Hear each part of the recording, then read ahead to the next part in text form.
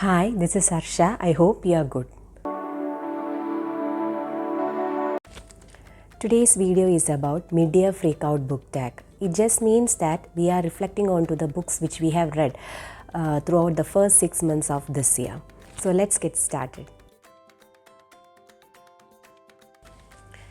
The first question is best book so far I have read in 2025, and the book is none other than Mad Honey by Jodie Picoult and Jennifer Finney Boylan. Already I have done a detailed review of this book, and I'll just add it as an info card just on the top of this timeline. So the book is about, it's actually told from the perspectives of two female characters, Olivia and Lily, and this book actually deals with some relevant themes which is very important in our current society, and it is a work of contemporary fiction along with elements of drama, mystery and romance in it. The second question, it's, as you have seen, it's the biggest disappointment so far from among the books which I have so far read in 2025. And the book is You Have to Make Your Own Fun Around Here by Frances Macken. And she's actually, Frances Macken is an Irish author, and the setting of this book is a rural Irish village. And this is actually, the story revolves around the life of three female friends, Katie, Mev and Evelyn, and the story is told from the perspective of Katie. So their childhood, teenage years and adult phase, these are depicted throughout this book, and I did not personally like Katie because she was more focused on the negatives of other people around her. What I personally felt is that there was scope of developing the story further. There were elements of mystery which also could have developed further. Writing was good. Best sequel you have read so far in 2025, and that goes to the Inheritance Games series. There are 3 main books basically, and the story revolves around a teenage girl, Avery Kylie Grams, who unexpectedly inherits a huge fortune from a billionaire.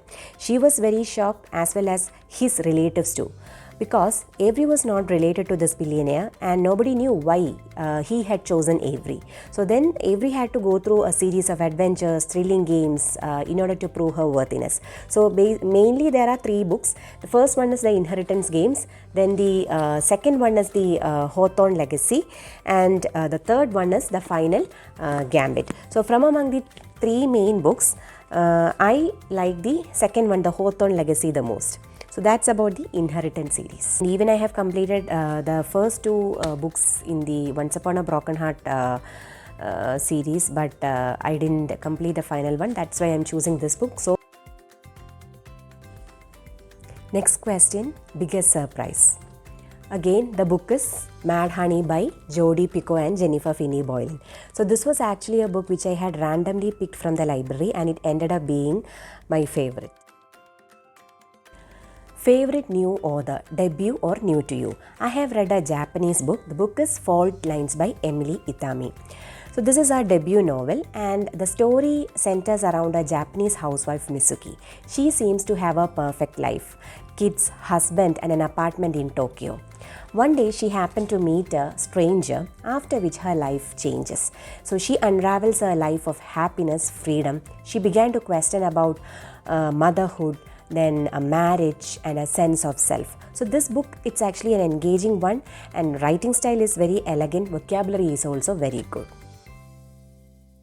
A book that made you cry. The book is Lonely Castle in the Mirror by Mizuki Sujimura. So this book, towards the end part of the story, made me feel sad.